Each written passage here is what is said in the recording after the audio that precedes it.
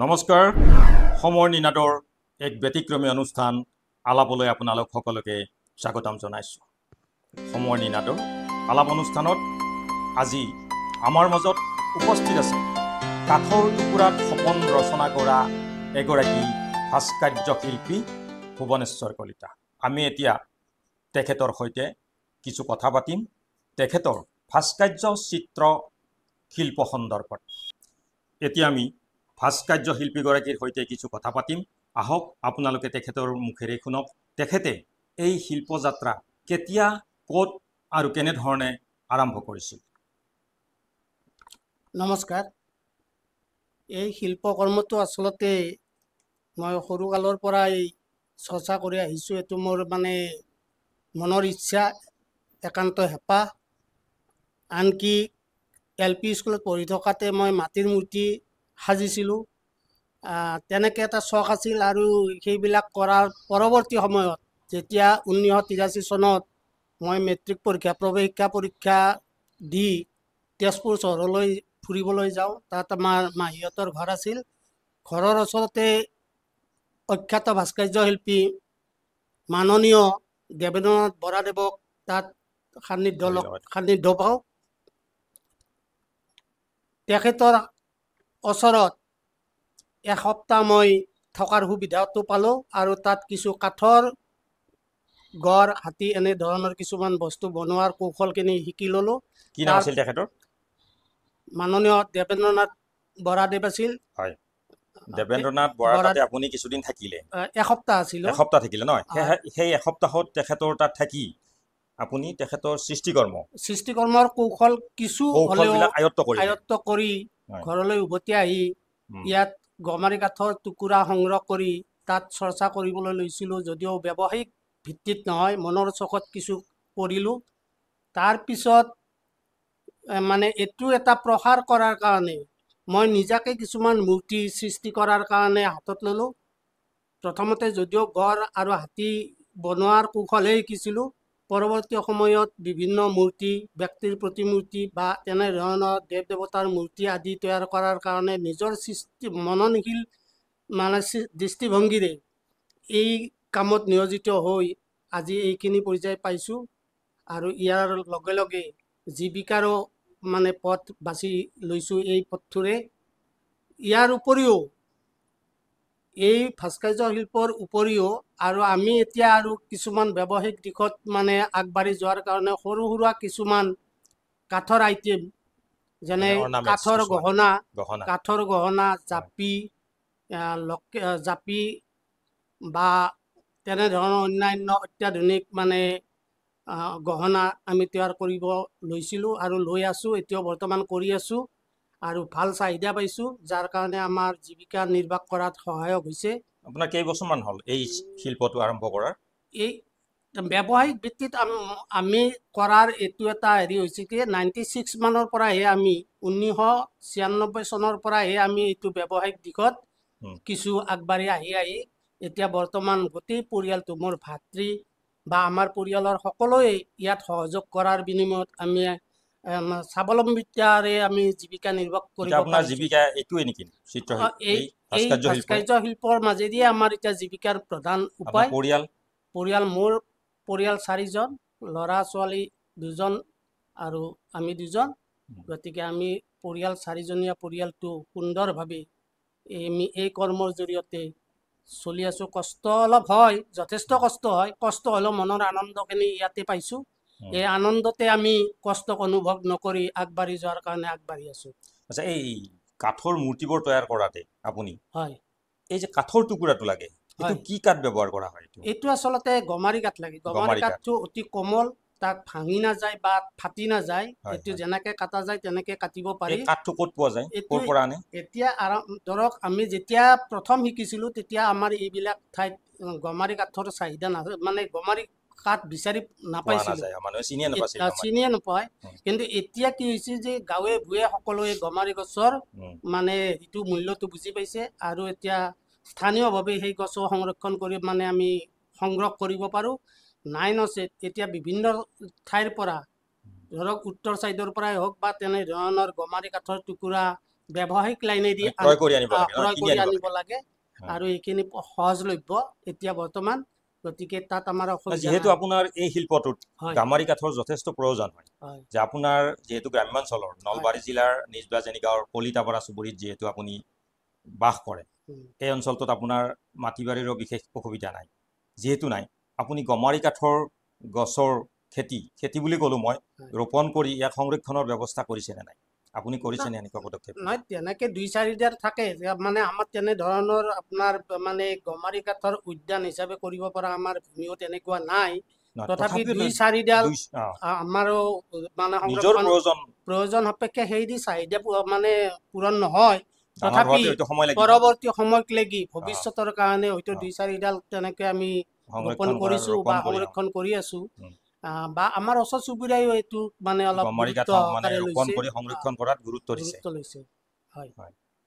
এই যি আপুনি মূৰ্তিবিলাক তৈয়াৰ কৰিছে, গড়ৰ মূৰ্তি, আমাৰ মহামানৱ, জাতিৰ পিতা মহাত্মা গান্ধী, আমাৰ অসম ৰত্ন ডক্টৰ ভূপেন হাজৰিকা, আমাৰ ৰূপৰ জ্যোতিপ্ৰসাদ আগৰৱালাকে ধৰি বিষ্ণুপ্ৰসাদ ৰাভা, কলাগুৰু বিষ্ণুপ্ৰসাদ ৰাভা, বা ভগৱানৰ মূৰ্তি, বিহু নাচনী, বা আপোনাৰ মাৰ দেউতাৰ ধৰক গড়, বাঘ, হৰিণা, বিভিন্ন ধৰণৰ যিবিলাক এই মূৰ্তিবিলাক যে আপুনি মানে নিৰ্মাণ কৰে, এই মূৰ্তিবিলাক ইয়াৰ পিছত আপুনি বজাৰ কেনেকুৱা পাইছে? আপোনাৰ ঘৰলৈ মানুহে কিনিব আহে নে আপুনি এইবিলাক ক'ৰবাত মানে মান্থলি চিষ্টেমত কিবা দিয়াৰ ব্যৱস্থা আছে? আচলতে মাৰ্কেটটো কেনেকুৱা ইয়াৰ? এতিয়া কথা হৈছে বজাৰ কি, ব্যৱস্থাটো মূৰ্তিটো অপেন বজাৰত তেনেকে মানে বিক্ৰী কৰাটো অলপ সহজ নহয়। কিয়, তাৰমানে এটা মূৰ্তি তৈয়াৰ কৰিবলৈ যথেষ্ট সময় লাগে আৰু সেই সময়খিনি আমি পৰিয়াল চলোৱাত অসুবিধা। গতিকে আমি যদি কোনোবা ব্যক্তিয়ে অৰ্ডাৰ দিয়ে, অৰ্ডাৰ মতে আমি এই মূৰ্তিবিলাক সাজি দিয়াত অসুবিধা নাই, তেতিয়া আমি পইচাটো লগে লগে পাম। যদি বজাৰত নি বিক্ৰী কৰাৰ আশা কৰি আমি যদি মূৰ্তি বনাব লগা হয়, তেতিয়া আমাৰ পৰিয়াল নচলে। গতিকে ইতিমধ্যে আমি APJ আব্দুল কালাম ডাঙৰীয়া যেতিয়া ৰাষ্ট্ৰপতি হৈ আছিলে, পূব কামৰূপ মহাবিদ্যালয় বা এটা চাৰিআলিত জনবিজ্ঞান মেলাত তেখেতক মই নিজ হাতে সাজি উলিওৱা তেখেতৰ প্ৰতিমূৰ্তিটো মই প্ৰদান কৰিছোঁ। মই ধন্য হৈছোঁ। তেখেতৰ নিচিনা এজন বৰেণ্য ব্যক্তি স্পৰ্শ পাবলৈ মই সক্ষম হৈছোঁ। কি মূৰ্তি দিছিলে তেখেতক? তেখেতৰ নিজৰ প্ৰতিকৃতিটো দিছে। তেখেতৰ নিজৰে প্ৰতিকৃতি গমাৰি কাঠত তৈয়াৰ কৰি আপুনি নিজ হাতে তেখেতক অৰ্পণ কৰিছে আৰু তেওঁ আন্তৰিকতাই গ্ৰহণ কৰিছে। আৰু মই ধন্য মানিছোঁ। তেওঁ তেতিয়া কৈছিল নেকি এই সন্দৰ্ভত যে এনেকুৱা ধৰণৰ মানে শিল্পীসকলৰ কাৰণে যে কেন্দ্ৰীয় চৰকাৰে কিবা ব্যৱস্থা কৰিব পাৰে নেকি? তেওঁ সেনেধৰণৰ কিবা ইংগিত দিছিল নেকি আপোনাক? তেনেধৰণৰ কোনো বক্তব্যৰ মাজত হেৰি কৰা নাই। নকৰিলেও তেখেতে যথেষ্ট আপ্লুত হোৱা অনুভৱ হৈছে। অসমত এতিয়া এনেধৰণৰ শিল্পী, কাঠৰ টুকুৰাত মানে বিভিন্ন ধৰণৰ মূৰ্তি মানে নিৰ্মাণ কৰা শিল্পী এনে কিমান মান আছে ধৰক এনেকুৱা? এতিয়াতো যথেষ্ট আছে। কিন্তু কথা হৈছে কি, এইটো খুব কষ্টকৰ কাম। কষ্ট অনুপাতে তাৰ পাৰিশ্ৰমিক বা মূল্যটো আমাৰ অসমত মানে যেনেধৰণে পাব লাগে তেনেধৰণে পোৱা নাযায়। কাৰণ বস্তুটো দেখিলে অতি বাহবা দিয়ে, অতি নিখুঁত বা অতি সুন্দৰ হোৱা বুলি বাহবা দিব। কিন্তু যেতিয়া তেওঁ তাৰ মূল্যটো জানিব, তেতিয়া মানে মুখ কচাই দিয়ে, খন্তেকীয়া। গতিকে এইটো এনেকুৱা কিছুমান ব্যক্তি আছে যাৰ মূল্য বুজি পায়, তেওঁ হয়তো আমাক ঢুকি পোৱা নাই। আচ্ছা, এই শিল্পটো আৰম্ভ কৰাতে আপুনি ধৰক কিবা লোন লৈছে নে চৰকাৰৰ কিবা ফালৰ পৰা কিবা সাহায্য পাইছে নে নিজৰ গাঁঠি ধন বয় কৰি আপুনি আৰম্ভ কৰিছে? কেনেধৰণে আপুনি আৰম্ভ কৰিছিল? চাওক, যেতিয়া 99ত মই 1999 চনত মই PMRY লোনৰ কাৰণে এপ্লাই কৰি চিলেকশ্যন হৈছিলোঁ জিলা উদ্যোগ কেন্দ্ৰৰ পৰা। কিন্তু কথা হৈছে কি, সেই সময়ত আমাৰ area service bank of India বাজানে শাখাৰ লগত আমাৰ হেৰি আছিলে। বেংকলৈ যোৱাত বেংকৰ পৰিচালকে কোনো ধৰণৰ লোন দিয়াৰ ইচ্ছা প্ৰকাশ নকৰিলে। কাৰণ তেতিয়া তেওঁৰ মন্তব্য আছিল যে আগত যিসকলে তেনেধৰণৰ লোন লৈছে কোনো ৰিকভাৰী কৰা নাই, তাৰ কাৰণে আমি বলি হৈছোঁ, আমাক তেতিয়া লোন নিদিলে। আৰু তেতিয়াই মনতে সংকল্প লৈছোঁ যে আমি কোনো ধৰণৰ লোনৰ ব্যৱস্থাৰ ওচৰত যাই আমি সময় নষ্ট নকৰোঁ। গতিকে নিজৰ শক্তি অনুপাতে আমি কামত আগবাঢ়ি যাম নিজৰ ধনেৰে। যিহেতু আমাৰ মূলধন এই ক্ষেত্ৰত বহুত মূলধনৰ প্ৰয়োজন নাই অলপ মূলধনেৰে সাধাৰণ কাঠৰ টুকুৰাখিনি বা ৰং বাৰ্নিছ বা তেনেধৰণৰ ইনষ্ট্ৰুমেণ্টখিনি কাৰণে বহুত পইচা নালাগে আৰু সেইখিনি তেনেকৈ সংগ্ৰহ কৰি নিজকে মানে স্বাৱলম্বী কৰাৰ কাৰণে আগবাঢ়িছোঁ। আপোনালোকৰ এই মূৰ্তিবিলাক ধৰক আমাৰ যি গুৱাহাটীত আছে, আমবাৰীত আছে বা অসম চৰকাৰৰ ধৰক সাংস্কৃতিক মন্ত্ৰালয় বা কিবা এনেকুৱা ধৰণৰ তেওঁলোকে এই যিবিলাক আমাৰ গ্ৰাম্য অঞ্চলতে হওক বা অসমৰ বিভিন্ন প্ৰান্ততে হওক এনেধৰণৰ যিবিলাক ভাস্কৰ্য শিল্পী আছে তেওঁলোকৰ সৃষ্টিৰাজিসমূহ আমাৰ অসম চৰকাৰে সংগ্ৰহ কৰি তেওঁলোকে বিক্ৰী কৰাৰ কোনো ব্যৱস্থা নাই নেকি? এইবিলাক যিবিলাক ধৰক আৰ্ট ফেট বা জাগৰণ বা এনেকুৱা কিবা তেনেধৰণৰ অনুষ্ঠান আছে, কিন্তু এইটো এটা কথা কি আমি উপলব্ধি কৰিছোঁ যে অনুষ্ঠান আছে ধৰক জাগৰণ আছে চৰকাৰীভাৱে, জাগৰণৰ বিভিন্ন ব্ৰাঞ্চ আছে, আমি সৰু সুৰা আইটেম জাগৰণত দিওঁ,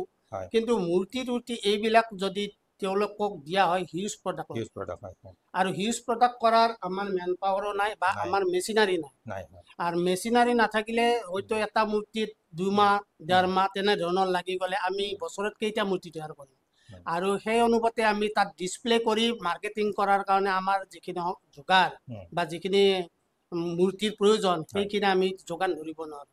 হয়, যদি কাৰিকৰী দিশত টেকন'লজি এতিয়া যদি উন্নত টেকন'লজি প্ৰয়োগ কৰি আমাৰ যিখিনি আমাৰ মনত থকা যিখিনি প্ৰতিভা এইখিনি যদি সম্পূৰ্ণৰূপে প্ৰতিফলন কৰিব পৰা যায় মেচিনাৰী বা ডিজিটেল যিটো বৰ্তমান এতিয়াতো বহুত উন্নত হৈছে আমি সেইখিনি ঢুকি পোৱা নাই, আমি এতিয়া চুৰি বটালি হাতুৰিৰে এই কামখিনি কৰি আছোঁ যাৰ কাৰণে আমি উৎপাদনখিনি আমি পৰ্যাপ্ত পৰিমাণে কৰিব পৰা নাই আৰু শাৰীৰিক শ্ৰমো বেছি দিব লগা হৈছে, বেছি পৰিশ্ৰম দিব লগা হৈছে, মজুৰিও নাপাওঁ সেই অনুপাতে সেইকাৰণে আমি এতিয়া মূৰ্তিৰ কামটো অৰ্ডাৰ অনুসাৰীহে আমি কামখিনি কৰোঁ। বাকী আমি ধৰক এতিয়া সহজতে বিক্ৰী কৰিব পৰা কিছুমান সৰু সুৰা আইটেম বিক্ৰী কৰি আমি পৰিয়াল চলাই আছোঁ। এই যে আপুনি যে এইটো যি নিৰ্মাণ কৰি আছে এইটো কিহৰ মূৰ্তি?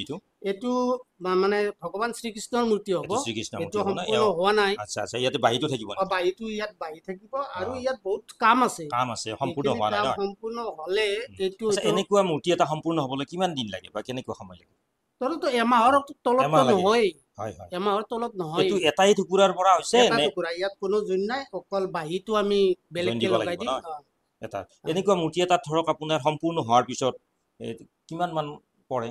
30-35 হাজাৰ টকা হৈ যাব। এনে আজিৰ যদি পাৰিশ্ৰমিক ডেইলি মজুৰি হিচাপে ধৰা যায় 30-35ৰ তলত এইটো আমি বিকিব নোৱাৰি। কিন্তু এটা কথা হৈছে গ্ৰাহকে 30-35 হাজাৰ টকা সামান্য এটা কাঠৰ টুকুৰাত কিয় ভৰিব, কিন্তু যিসকলে আৰ্টৰ মূল্য বুজি পায় আৰ্টৰ এই কলাটোৰ নিৰ্ধাৰিত কোনো মূল্য নাই।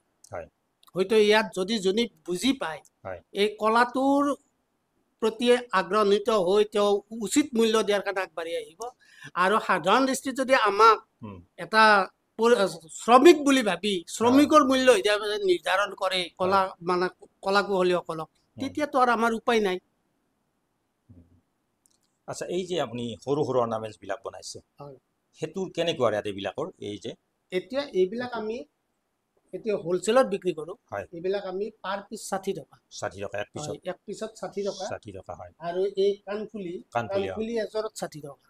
এইটো মাৰ্কেটত তেওঁলোকে এইটো কি দামত বেচিব এইটো তেওঁলোকৰ নিজা কথা।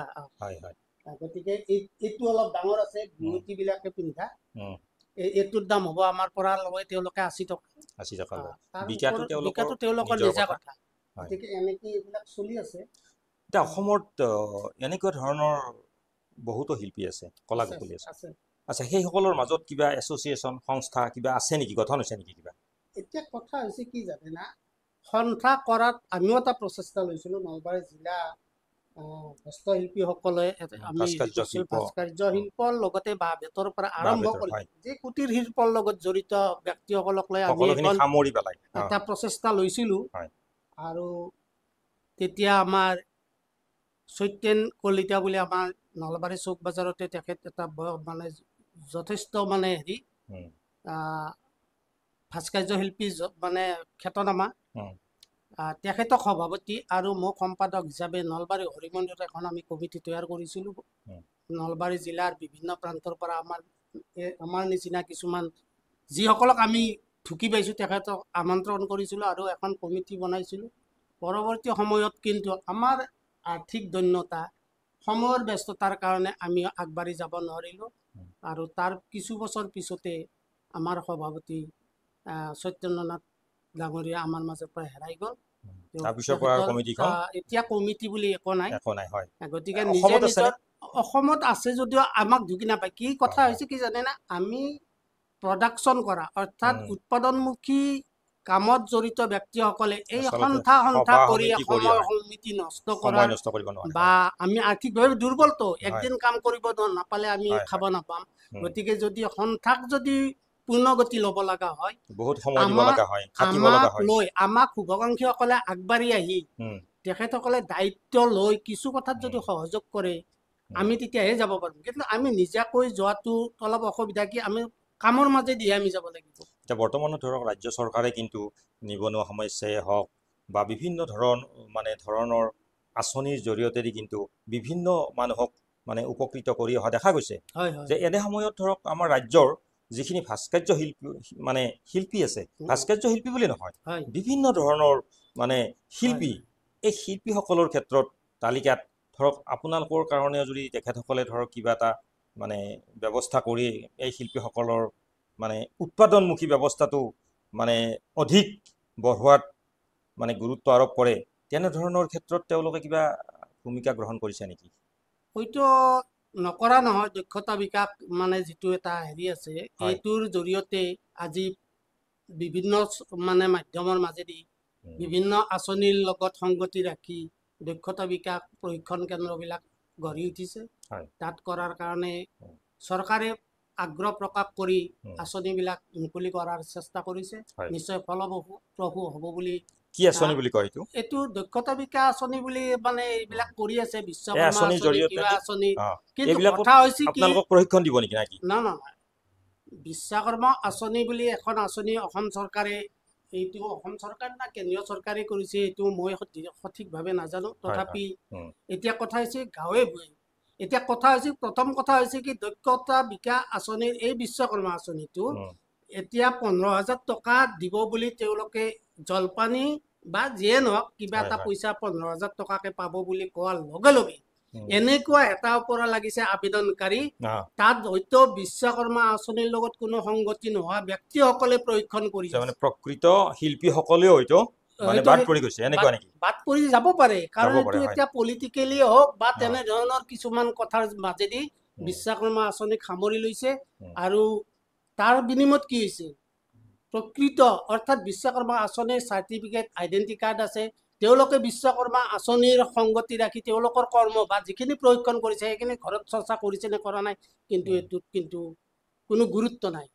মাত্ৰ আঁচনি দিব লাগে, ল'ব লাগে, প্ৰশিক্ষণ দিব লাগে, এইখিনি হ'ল তেখেতসকলৰ কাম।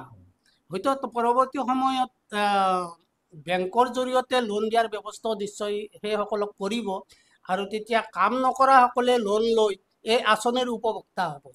আৰু যিখিনি প্ৰকৃত বছৰ বছৰ ধৰি এই শিল্পৰ জৰিয়তে জীৱন সংগ্ৰাম কৰি আছে, আচলতে যে আপুনি এইটো কথা ক'ব বিচাৰিছে যে যিসকলে প্ৰকৃতভাৱে এই শিল্পকলাৰ জৰিয়তে জীৱনৰ সংগ্ৰাম হিচাপে গ্ৰহণ কৰিছে এই শিল্পকলাক, তেনেকুৱা ধৰণৰ শিল্পীসকলে হয়তো এনেকুৱা আঁচনিত বাদ পৰি যাব পাৰে নাকি? নিশ্চয় নিশ্চয় যাব পাৰে। আৰু প্ৰকৃত শিল্পী তেনেকে আনৰ দুৱাৰে দুৱাৰে কামৰ তাগিদা লৈ সময় নাথাকে বা নেতা বা চৰকাৰী অফিচত যায় সময় অপচয় কৰাৰ কথা অনুভৱ নকৰে, গতিকে তাৰ কাৰণে হয়তো বাদ পৰি যাব। এইটো আচলতে শিল্পীগৰাকীৰে দুখ বুলি ক'ব লাগিব, সময়ৰ খোজত আগবাঢ়ি যাব নোৱাৰে। এইটো নিশ্চয় চৰকাৰৰ বিভাগীয় কৰ্তৃপক্ষই এই ক্ষেত্ৰত মই ভাবোঁ নিশ্চয় তেখেতসকলে অলপ এটা সুপৰিকল্পিতভাৱে নিশ্চয় চালি জাৰি চাব। তেখেতসকলেও এইটো এনেকুৱা নকৰে যে যোনে যায় তাকে দিব বা সকলোৱে যি গ'লে বুলিয়ে যে সকলোৱে পাব।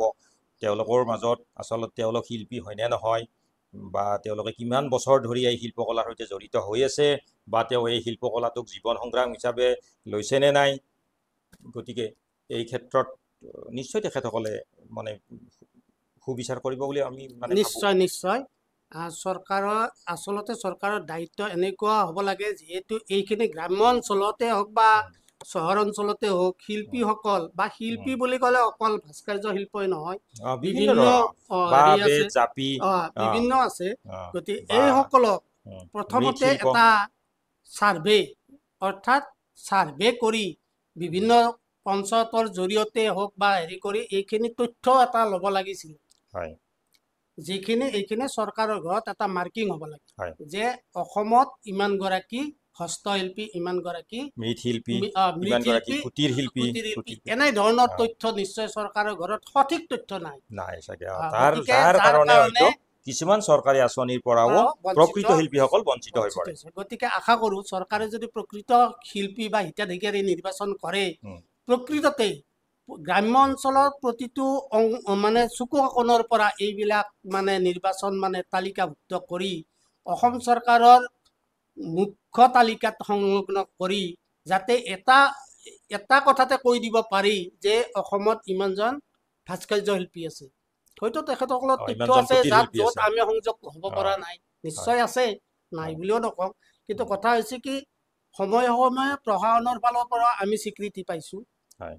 ধৰক জিলা উদ্যোগ কেন্দ্ৰত এই হস্তশিল্পসকলৰ এটা সময়ে সময়ে প্ৰতিযোগিতা পাতে, সেই প্ৰতিযোগিতাত আমি অংশগ্ৰহণ কৰি প্ৰথম পুৰস্কাৰ পোৱাৰো সৌভাগ্য ঘটিছে। তাৰ প্ৰমাণ পত্ৰ প্ৰশাসনৰ পৰা দিছে বা জিলা উদ্যোগ কেন্দ্ৰৰ পৰা আমাক দিছে। আৰু মানে এনেকুৱা হয় যে আমি মানে শিল্পকাৰ বঁটা, অৰ্থাৎ মানে আৰ্টফেডে চিলভাৰ জুবলি উপলক্ষে আয়োজন কৰা অসম ভিত্তিত যিটো শিল্পকাৰ মানে শিল্পকাৰ বঁটা, সেই বঁটাটো আমি অংশগ্ৰহণ কৰিছিলোঁ আৰু অংশগ্ৰহণ কৰি তাত মানে পুৰস্কাৰ প্ৰাপ্ত হোৱাৰ সৌভাগ্য ঘটিছিল। গতিকে সেইবিলাকত এটা হেৰি দিছে, স্মাৰক দিছে, প্ৰমাণ পত্ৰ দিছে আৰু অলপ মাননি দিছে, পইচা অলপ দিছে। গতিকে সেইবিলাক পোৱাৰো সৌভাগ্য ঘটিছে। আৰু এতিয়া কথা হৈছে কি, আমাৰ নলবাৰী জিলা পৰিষদতো আমাৰ সাক্ষী হিচাপে মহাত্মা গান্ধীৰ এটা মূৰ্তি বিভাগীয়ভাৱে ক্ৰয় কৰি নি এটা সংৰক্ষণ কৰি ৰাখিছে। এনেধৰণৰ চৰকাৰেও আমাক পাৰাখিনি যিখিনি আগবাঢ়ি যায়, মানে আগবাঢ়ি যোৱাত কিছু মানে আমাক অৰিহণা যোগাইছে। আনকি আপোনাৰ লকডাউনৰ সময়তো এইটো এটা চৰকাৰক মানে আমি ধন্যবাদ দিব লাগিব যে লকডাউনৰ সময়ত আমি শিল্পীসকল বুলি নহয়, গোটেই জনজীৱন স্তব্ধ হৈ গৈছিল। গতিকে সেই সময়ত আমাক 50,000 টকাকৈ মানে এককালীন সাহায্য দিছিল। আৰু সেই এককালীন সাহায্যৰ তালিকাটো আমাক নিৰ্বাচিত কৰি আমাক মানে সেইটো দিয়াৰ সুবিধা কৰি দিয়াৰ কাৰণে চৰকাৰক সেই দুৰ্যোগৰ সময়ত আমাক সহায় কৰাৰ কাৰণে তেখেতসকলক আমি ধন্যবাদ জনাইছোঁ। পৰৱৰ্তী সময়তো আমাক কলা কুশলী শিল্পীসকলক এনেধৰণৰ দৃষ্টিৰে বা উন্নয়নমূলক কামত আগবাঢ়ি যোৱাৰ যিখিনি মানে অৰিহণা যোগাব লাগে সেইখিনি যোগাব বুলি চৰকাৰক মই অনুৰোধ ৰাখিছোঁ। এইখিনিয়ে মই কৈছোঁ। আচ্ছা, লকডাউনৰ সময়ত আপোনালোকৰ কিবা হেৰি হৈছিল নেকি, মানে এই শিল্পকলাটোৰ ক্ষেত্ৰত? নহয়, শিল্পকলাটোৰ আমাৰ একো মানে প্ৰডাকশ্যন কৰাত অসুবিধা হোৱা নাই, কিন্তু আমি উৎপাদনটো আমি ঘৰত বহি কৰি আছোঁ।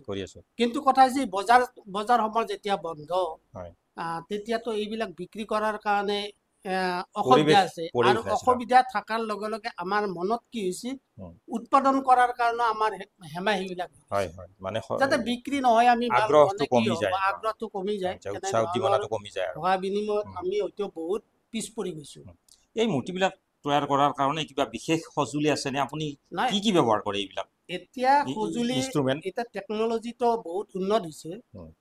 সেই টেকন'লজি আমি ঢুকি পোৱা নাই যদিও আমি মানে পৰম্পৰাগতভাৱে হাতুৰি বটালি কৰাত বা আমাৰ যিখিনি চুৰি বটালি হাতুৰি এইবিলাক বস্তুৰে আমি এইবিলাক কৰি আছোঁ, যাৰ কাৰণে মানে যথেষ্ট সময়ৰ প্ৰয়োজন, শাৰীৰিকভাৱে বহুত কষ্ট হয়।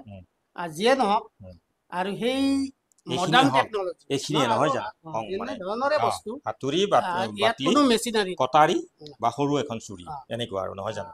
ইয়াত কোনো মানে এই সমলখিনিৰে একতা বৃহৎ মানে সৃষ্টিৰাজি আপোনালোকে কৰি আছে।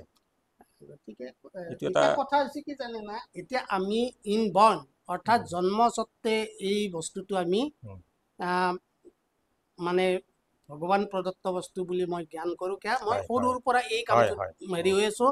হয়তো আমাৰ শিক্ষাগুৰু মাননীয় দেৱেন্দ্ৰনাথ বৰা ডাঙৰীয়াৰ সান্নিধ্যত হয়তো অলপ প্ৰতিভাখিনি বিকাশ হোৱাত সহায় হৈছে। ঠিক এই কষ্টকৰ কামটোত আজি যদি সাধাৰণ দৃষ্টিত ল'ৰাখিনিক যদি আমি ল'ৰা ছোৱালীক যদি আমি ইয়াত প্ৰশিক্ষণ ল'ব দিওঁ, কোনো কাৰণতে তেওঁলোকে নৰে। তেওঁলোকৰ মন আৰু একাগ্ৰতা বা এইটোৰ প্ৰতি থকা ধৈৰ্য এইবিলাক থাকিলেহে আগবাঢ়ি যাব পাৰি। এই শিল্পকলাটোত নতুন মানে যুৱ প্ৰজন্ম আগবাঢ়ি আহিছে নে নাই? কোনোবাই ওলাইছে নে নাই? এতিয়া যদি তেনেধৰণৰ দেখাত খুব কষ্টকৰ কাম, আজিকালি অসমত আমাক কি লাগে, যুৱ মানসিকতা এনেকুৱা হৈছে যে সহজলভ্য টকা লাগে।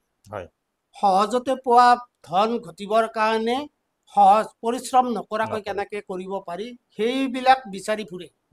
কিন্তু কষ্ট কৰিলে যে এদিন এটা কিবা ফল হ'ব এই কথাখিনি উপলব্ধি নিশ্চয় নকৰাৰ বিনিময়ত এইবিলাক কামত তেওঁলোক জড়িত নহয় আৰু হোৱা দেখা নাই। আপোনাৰ পৰিয়ালত আপোনাৰ বাদে আৰু কোনোবাই কৰে নেকি এনেকুৱা? নাই, আমাৰ এতিয়া ধৰক আমাৰ পৰিয়ালত এতিয়া যেতিয়া আমাৰ মানে এই বজাৰৰ যেতিয়া চাহিদা পূৰণ কৰাৰ ক্ষেত্ৰত আমাৰ কামৰ ভিৰ হ'ব, তেতিয়া আমাৰ প্ৰতিজন পৰিয়ালৰ মানুহে আমাক বিভিন্ন তেওঁলোকৰ সাধ্য অনুযায়ী যিখিনি কৰি দিব পাৰে আমাক সহায় কৰে। মোৰ ভাইটি বিপুল কলিতাও মোৰ নিচিনাকৈ পূৰ্ণাংগ মানে হিচাপে কৰিব পাৰে।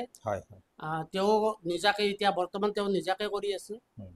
আৰু মোৰ ছোৱালী চন্দ্ৰিমা কলিতা, তেওঁ এই যি অৰ্নামেণ্টছ বিলাক ৰং কৰাৰ ক্ষেত্ৰত এতিয়া তেওঁ সম্পূৰ্ণ মোক সহায় কৰি আছে। বিভিন্ন চিত্ৰকলা তেওঁ অংকন কৰে। এইটোত তেওঁৰ মানে এইটোৱে মানে এটা প্ৰতিভা মানে জন্মগতভাৱে পাইছে বুলি মই অনুভৱ কৰোঁ। তেওঁৰ যিবিলাক চিত্ৰকলা বা আমাক সহায় কৰি আছে এইখিনিক ধন্যবাদ জনাইছোঁ। পৰৱৰ্তী সময়ত অসমৰ ৰাইজে আশীৰ্বাদ দিয়ক, তেওঁ যাতে এই কৰ্মৰ জৰিয়তে অসমত এজন প্ৰতিষ্ঠিত নাগৰিক হ'ব পাৰে। ভুৱনেশ্বৰ কলিতাৰ ঘৰখনেই এক শিল্পকলা কেন্দ্ৰ। তেওঁৰ ভাতৃ বিপুল কলিতায়ো এই সন্দৰ্ভত যথেষ্ট আগবাঢ়ি আছে বা এনেকুৱা ধৰণৰ কাম কৰি আছে। ভুৱনেশ্বৰ কলিতাৰ কন্যা চন্দ্ৰিমা কলিতায়ো চিত্ৰাংকন বিষয়ত যথেষ্ট আগবাঢ়ি গৈছে। তেওঁ বৰ্তমান ডিগ্ৰী পঢ়ি আছে যদিও তাৰ মাজেৰে কিন্তু তেওঁ নিজৰ মানে চিত্ৰকলা অব্যাহত ৰাখিছে। বিভিন্ন ধৰণৰ তেওঁ এনেধৰণৰ চিত্ৰ অংকন কৰি ভূয়সী প্ৰশংসাৰ পাত্ৰ হৈছে। গতিকে এই ক্ষেত্ৰত আমি ক'ব লাগিব যে আচলতে ভুৱনেশ্বৰ কলিতা এজন ব্যক্তি নহয়, ভুৱনেশ্বৰ কলিতা এটা অনুষ্ঠান। এই অনুষ্ঠানৰ জৰিয়তে তেখেতে অসমৰ শিল্পকলাক এটা গতি প্ৰদান কৰাত তেখেতৰ পৰিয়ালত যথেষ্ট অৰিহণা আছে। গতিকে এই ক্ষেত্ৰত আপুনি নৱপ্ৰজন্মক আপুনি কি ক'ব বিচাৰিব যে এই শিল্পকলাৰ প্ৰতি তেওঁলোক আগ্ৰহ প্ৰকাশ কৰক, আগবাঢ়ি আহক, এই শিল্পকলাক আধুনিকীকৰণ কৰক, বা এনেধৰণৰ কিবা আপুনি ক'ব নেকি যে তেওঁলোকো আগবাঢ়ি আহি এই শিল্পকলাটোক ইয়াতকৈ আপোনালোকে যিটো ধাৰাত কৰি আছে ইয়াতকৈ এটা উন্নত ধাৰালৈ লৈ যাওক আৰু বিশ্ব দৰবাৰত এনেকুৱা চিত্ৰকলা প্ৰতিষ্ঠা হওক? এই কথাটো আপুনি নৱপ্ৰজন্মক আহ্বান জনাব নেকি, নে কি কয় আপুনি? চাওক, নৱপ্ৰজন্মক উৎসাহ উদ্দীপনা কৰাৰ কাৰণে ইয়াত মুখ্য ভূমিকা চৰকাৰীভাৱে ল'ব লাগিব। কাৰণ এতিয়া উন্নত যিহেতু কাৰিকৰী যিটো কৌশল, যিহেতু মেচিনাৰী এতিয়া মানে কিছুমান বস্তু ওলাইছে বা তাৰ প্ৰশিক্ষণৰ ব্যৱস্থা হয়তো বিভিন্ন ঠাইত অসমৰ বাহিৰতো এনেধৰণৰ ইনষ্টিটিউট আছে যে হস্তশিল্প মেচিনাৰীৰে কেনেধৰণে কম সময়ৰ ভিতৰত অধিক উৎপাদন কৰিব পাৰি। আৰু এই কৌশলবিলাক যদি আমাৰ অসমৰ যুৱক যুৱতীসকলক দক্ষতা বিকাশৰ জৰিয়তে এই ক্ষেত্ৰত আগুৱাই নি আমাৰ অসমত যদি এই ব্যৱস্থাটোক যদি অলপ সবলভাৱে যদি হেৰি কৰা হয়, মানৱ সম্পদ আচলতে প্ৰকৃতাৰ্থত ব্যৱহাৰ হ'ব। মানৱ সম্পদ ব্যৱহাৰ নকৰি অসম চৰকাৰে হিতাধিকাৰী নিৰ্বাচন কৰিলে অসমত উন্নয়ন নহয়, ভাৰতত উন্নয়ন হ'ব লাগিলে প্ৰথমতে মানৱ সম্পদ সৃষ্টি কৰিব লাগিব, মানৱ সম্পদ হিচাপে সৃষ্টি কৰিব লাগিব, যে মানৱক কৰ্মমুখী কৰি ল'ব লাগিব, যাৰ পৰাই অসম বা ভাৰতে তাৰ পৰা এটা অৰিহণা সেই ব্যক্তিসকলৰ পৰা পাব আৰু নিবনুৱা সমস্যাও সমাধান হ'ব। গতিকে এনেধৰণৰ চিন্তা নিশ্চয় আমাতকৈ বহুত গুণী জ্ঞানী মানে ৰজা মহাৰজা তেওঁলোক আছে, তেওঁলোকে চিন্তা কৰিব। আৰু তেনেধৰণৰ যদি চৰকাৰী আঁচনিৰ লগত সংগতি ৰাখি যুৱ প্ৰজন্মক মই অনুৰোধ ৰাখিছোঁ, এই আঁচনিসমূহত অংশগ্ৰহণ কৰি অকল জলপানীখিনিক আশা নকৰি প্ৰকৃতাৰ্থত তাক মানে শিকি অৰ্থাৎ কৌশলবিলাক আয়ত্ত শিল্পী হিচাপে প্ৰতিষ্ঠা কৰাৰ কাৰণে যাতে দেহে বা ব্ৰত লৈ এই কামটোত আগবাঢ়ি গ'লে নিশ্চয় এদিন ভাৰত নহয় গোটেই বিশ্বত অসমৰ পৰা প্ৰতিনিধিত্ব কৰিব পৰা শিল্পী নিশ্চয় ওলাব। এইখিনিয়ে মই মানে নতুন প্ৰজন্মক মানে আহ্বান জনাইছে। 1996 চনৰ পৰা ভাস্কৰ্য শিল্প আৰম্ভ কৰিছিল ভাস্কৰ্য শিল্পী ভুৱনেশ্বৰ কলিতাই। এতিয়া মই তেখেতক সুধিম যে তেখেতে সেই সময়ত কিমান টকাৰে এই কাম আৰম্ভ কৰিছিল? সেই সময়ত 1996 চনত যেতিয়া এটা কথা ঠিক, আমি এইটোৰ প্ৰতি ভাবিহা একান্ত আগ্ৰহ থকাৰ কাৰণে ভাবিলোঁ যেতিয়া আমি এইখিনি অলপ বহল ভিত্তিত আমি কামখিনি কৰিম বুলি মন ভাবি লৈ মাত্ৰ 500মান টকাৰে এই সাধাৰণভাৱে কিছুমান সঁজুলি কিনি লওঁ আৰু কাঠখিনি সংগ্ৰহ কৰি কাম আৰম্ভ কৰোঁ। এতিয়া মাত্ৰ 500মান টকাৰেহে আমি কাম আৰম্ভ কৰিছোঁ। তেখেতে মাত্ৰ 500 টকাৰে এই ভাস্কৰ্য শিল্প আৰম্ভ কৰিছিল।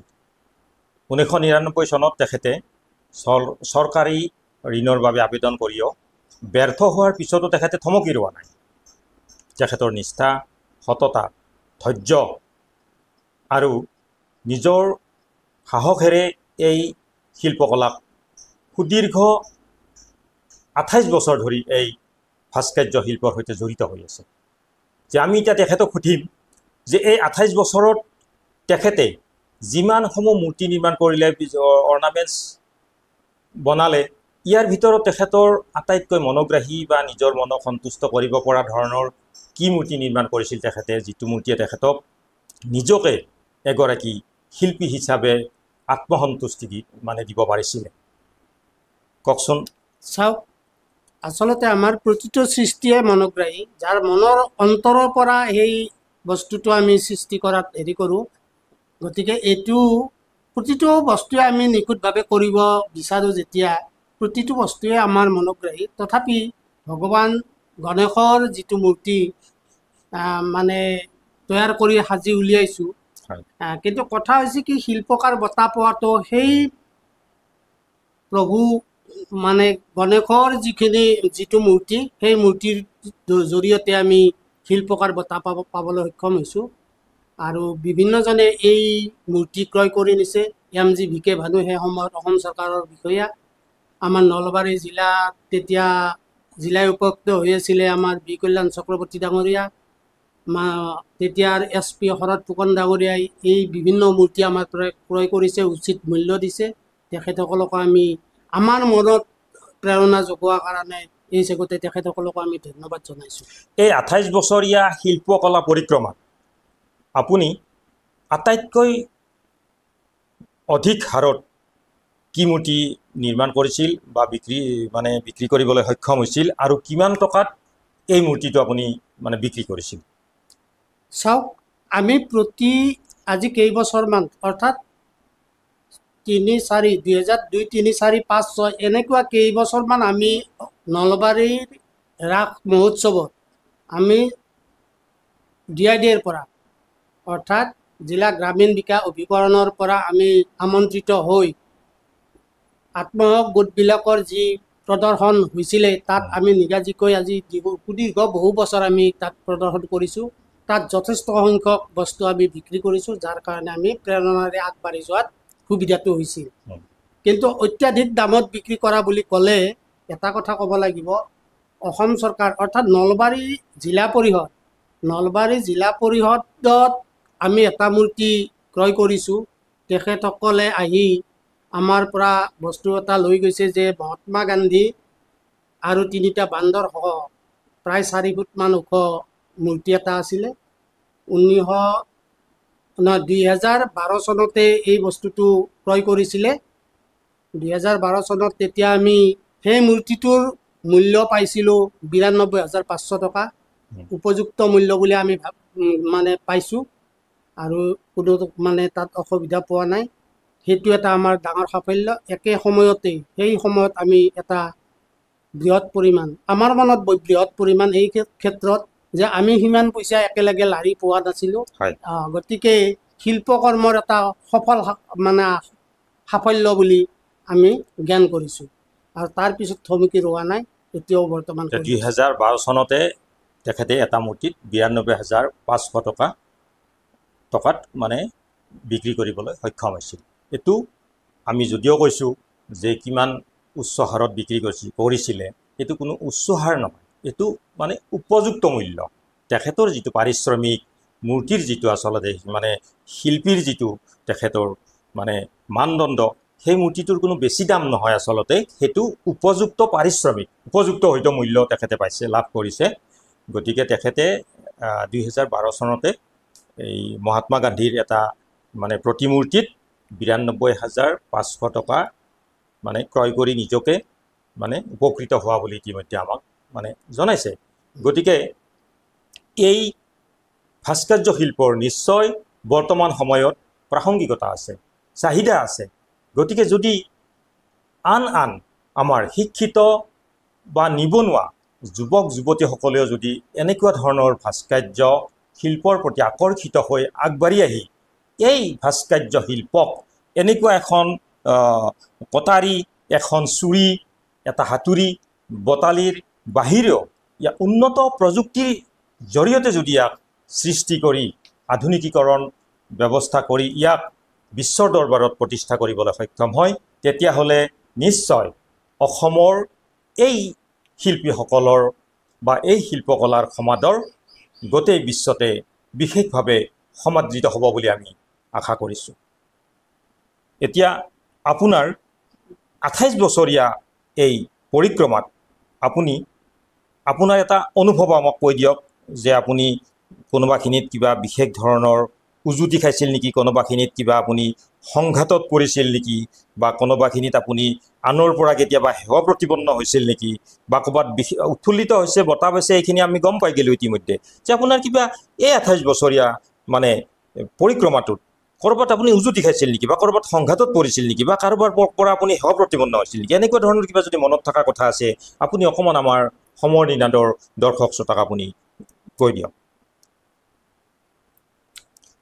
চাওক, সময়ৰ লগে লগে কিছুমান ঘাত প্ৰতিঘাত আহে, কিন্তু এই শিল্পকৰ্মত কোনোবাই কিবা আমাক যদি প্ৰশংসা কৰিছে, আমি বহুত ওপৰলৈ ফুলি যোৱাৰো কোনো কথা নাই। আমাক যদি নিষ্কৃষ্টভাৱে যদি ইয়াক মানে বিশ্লেষণ কৰি যদি আমাক মানে হেৰি কৰিব বিচাৰে, তাতো আমাৰ দুখ কৰিবলগীয়া নাই। আমি নিজৰ কৰ্মহে কৰি দিছোঁ, তাত ঘাত প্ৰতিঘাত বুলি আমি তাক অনুভৱ কৰা নাই। কোনোবাই প্ৰশংসা কৰিছে, কোনোবাই ইতিকিঙো কৰিব পাৰে। গতিকে এইবিলাক বস্তু আমি সেই ঘাত প্ৰতিঘাত বুলি অনুভৱ কৰা নাই, নিজৰ কৰ্ম কৰি দিছোঁ। কিন্তু কথা হৈছে কি, আজি ধৰক মোৰ চনটো মনত নাই, পূব নলবাৰী মানে খণ্ড উন্নয়ন বিষয়ৰ জৰিয়তে এই আৰ্টিজেনবিলাকক এটা এককালীন সাহায্য দিছিলে। অতি দুখৰ বিষয় যে মানে উন্নয়ন খণ্ডৰ জৰিয়তে আমি বছৰে বছৰে প্ৰদৰ্শনীবিলাকত অংশগ্ৰহণ কৰি উন্নয়ন খণ্ডৰ গৰিমা আমি আগবঢ়াইছোঁ, গৰিমা তেওঁলোকক অক্ষুণ্ণ ৰাখিছোঁ। কিন্তু অতি দুখৰ বিষয়, সেই সময়ত তেতিয়াৰ মানে খণ্ড উন্নয়ন বিষয়া আছিল হিৰণ্য শৰ্মা বুলি এজন, তেখেতে বিভিন্নজনক এই 10,000 টকাৰ যি হেৰি দিলে, এককালীন সাহায্য দিলে, কিন্তু আমাক বঞ্চিত কৰিলে। তেতিয়া কি হ'ল, যিদিনা ৰিজাল্ট ওলাইছে, তেতিয়া মই নাট্য মন্দিৰত মোৰ এক্সিবিশ্যন চলি আছিল। নলবাৰী নাট্য মন্দিৰত মোৰ এক্সিবিশ্যন চলি আছিলে। ৰিজাল্টটো পালোঁ যে মোৰ মানে তালিকাত মোৰ নামটো নাই। লগে লগে তাত বিভিন্ন সাংবাদিকবিলাক আছে। সাংবাদিকৰ আগত যেতিয়া এই কথাটো হ'ল, তেতিয়া কি হ'ল, ভিডিঅ'গৰাকীয়ে মানে আৰু হেৰি কৰিলে, ৰি ইণ্টাৰভিউ আমাক মাতিলে আমাক মাতি মানে তেওঁলোকে পুনৰ নিৰ্বাচিত কৰিলে বা তালিকা পিছত পাইছে আৰু আপুনি পাইছো। কিন্তু আমাৰ দৰে ব্যক্তিসকলক তেওঁলোকে একেবাৰতে কিয় নিৰ্বাচন কৰিবলৈ সক্ষম নহয় জানো? দ্বিতীয়বাৰ দিব লগা হ'ল পৰীক্ষা। সাংবাদিক বন্ধুসকলে যে এই কথাটো পুনৰ ৰিপিট কৰি মানে কৰিবলগীয়া হ'ল, এইটো কিন্তু এটা গৰিহণাৰ লজ্জাজনক কথা এটা, বা নিজে অকমান বেয়া লাগে।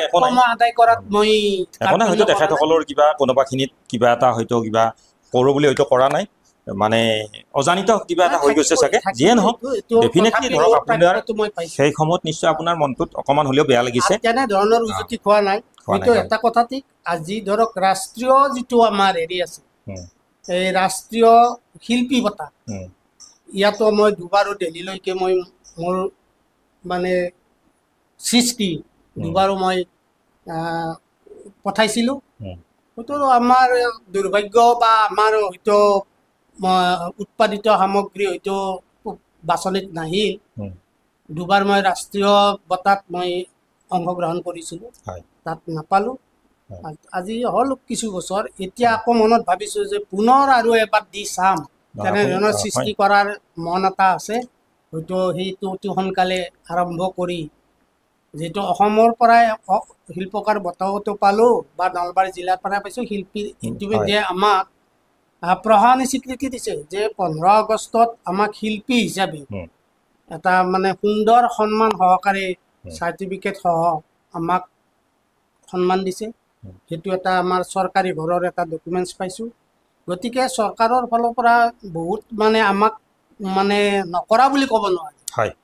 আমি আগবাঢ়ি যোৱাত হয়তো আমি ল'ব জানা নাই, কিন্তু চৰকাৰীভাৱে আমাক কিছু হ'লেও আমাক দিছে। সেই হিচাপতে শলাগ ল'ব লাগিব। কিন্তু এইখিনি যথেষ্ট নহয়, আৰু বহুত কৰিবলগীয়া আছে। ঠিক আছে, গতিকে এই কামৰ জৰিয়তে শেষ নিশ্চা থকালৈকে আগবাঢ়ি যোৱাৰ ইচ্ছা আছে, এইখিনি মই কৈছোঁ। আচ্ছা, এই বৰ্তমান এই কামটো কৰি আপুনি ধৰক যিখিনি আপোনাৰ মানে ইনকাম, সেই দি ধৰক আপোনাৰ পৰিয়ালটো চলাত নিশ্চয় অসুবিধা হোৱা নাই চাগে, যিহেতু আপুনি 28 বছৰ চলি আছে। এতিয়া কথা হৈছে কি, আগত তেনেকুৱা হোৱা নাছিল। আজি কেইবছৰৰ মানে বয় বস্তুৰ অত্যাধিক দামৰ লগতে আমাৰ উৎপাদিত সামগ্ৰীৰ মূল্যটো বেছি বৃদ্ধি কৰিলে মাৰ্কেটিং নহয়, অৰ্থাৎ বিক্ৰী হোৱাত অসুবিধা হৈছে। অন্ততঃ লকডাউনৰ পৰাই এনেকুৱা হৈছে যে আমাৰ উৎপাদনখিনি যথামূল্যত বিক্ৰী কৰাত অসুবিধা হৈছে। কাৰণ পাৰিশ্ৰমিক হিচাপে যিখিনি পাব লাগে সেইখিনিৰ পৰা আমি কিছু বঞ্চিত হৈছোঁ, যাৰ কাৰণে অত্যাধিক মানে নিত্য সামগ্ৰী ব্যৱহাৰ্য সামগ্ৰীৰ পৰা আৰম্ভ কৰি ঔষধৰ পৰাই জনজীৱনত প্ৰয়োজনীয় বস্তুবিলাকৰ যি অত্যাধিক মূল্য বৃদ্ধি হৈছে, তাক আমিও তাৰ বলি হৈছোঁ। যাৰ কাৰণে আমাৰ সীমিত উপাৰ্জনেৰে আজিৰ বজাৰত পৰিয়ালটোৰ ভৰণ পোষণৰ দায়িত্ব অতি কষ্টদায়ক হৈছে। যাৰ কাৰণে যিখিনি প্ৰয়োজনীয় সামগ্ৰী বা খাদ্য খাব লাগে ল'ৰা ছোৱালী, সেইখিনিৰ পৰা বঞ্চিত হৈছে। যাৰ কাৰণে হয়তো সেই প্ৰভাৱটো পৰৱৰ্তী সময়ত ল'ৰা ছোৱালীৰ গাত পৰিব। বৰ্তমান আপোনাৰ মূৰ্তিৰ অৰ্ডাৰ কিমান মান আছে, বা কি মূৰ্তিৰ অৰ্ডাৰ আছে, বা কি মূৰ্তি বৰ্তমান আপুনি কৰি আছে? নাই, মূৰ্তিৰ কাম এতিয়া মই কৰা নাই। অৰ্ডাৰ হয়তো দুটা এটা অৰ্ডাৰৰ কথা যোগাযোগ হৈ আছে। এটা বলদ গৰু দুটা লাগে গৰু গাড়ী এখনৰ লগত, তেনেধৰণৰ। সেইটো কনফাৰ্মটো হোৱা নাই, কৰিম। আমি বেছিকৈ এতিয়া অৰ্নামেণ্টছ বা এই সৰু সুৰা আইটেম কিছুমান কৰোঁ, যিখিনি আমি বিক্ৰী কৰি সহজে পইচাটো পাওঁ। আচ্ছা, যিটো আপুনি এইটো মানে শ্ৰীকৃষ্ণৰ মূৰ্তি যিটো আপুনি বৰ্তমান কৰি আছে, এইটো আপুনি নিজে কৰিছেনে পচন্দৰ কাৰণে, নে এইটো আপোনাৰ কোনোবাই অৰ্ডাৰ দিছে যে এনেকুৱা তেওঁক এটা লাগে বুলি? এতিয়া কথা হৈছে কি, মই যে কিবা জানো, এইটোৰ এটা আৰ্হিত প্ৰস্তুত কৰিব পাৰিব লাগিব, তাৰ পাছতহে আৰ্হিটো চাইহে অৰ্ডাৰ আনে হয়তো পচন্দ কৰিব যে হয় এওঁ পাৰিব। গতিকে সেই বুলি এইটো যদি মই সম্পূৰ্ণ কৰি উলিওৱাৰ পিছত উপযুক্ত মূল্য পাওঁ, কোনোবা যদি গ্ৰাহকে সদায় গ্ৰাহকে আহি এইটো কিনিব বিচাৰি, মই বিক্ৰী কৰাত আপত্তি নাই। আৰু যদি উপযুক্ত পাৰিশ্ৰমিক বা মূল্য নাপাওঁ, এইটো মই বিক্ৰী নকৰোঁ, সংৰক্ষিতভাৱে ৰাখি এইটো এটা আৰ্হি হিচাপে ৰাখি থৈ দিওঁ। শ্ৰদ্ধাৰ দৰ্শক শ্ৰোতা, ইমান পৰে আমি কথা পাতিলোঁ অসমৰ এগৰাকী ভাস্কৰ্য শিল্পী ভুৱনেশ্বৰ কলিতাৰ সৈতে। আমি আশা কৰিম এই ভাস্কৰ্য শিল্পই অসমৰ নহয় সমগ্ৰ বিশ্বত এক সুকীয়া স্থান দখল কৰিব আৰু যুৱ প্ৰজন্মই এই শিল্পকলাক আধুনিকীকৰণ কৰাত গুৰুত্ব আৰোপ কৰিব। এই শিল্পকলাৰ জৰিয়তে নিবনুৱা সমস্যাৰ অৱসান ঘটিব। তাৰে আমি আশা কৰি আজি আমি ভাস্কৰ্য শিল্পী ভুৱনেশ্বৰ কলিতাৰ সৈতে ইমান পৰে আপোনালোকৰ আগত কথা পাতিলোঁ। তেনেহ'লে ভিডিঅ'টি ইমানেই।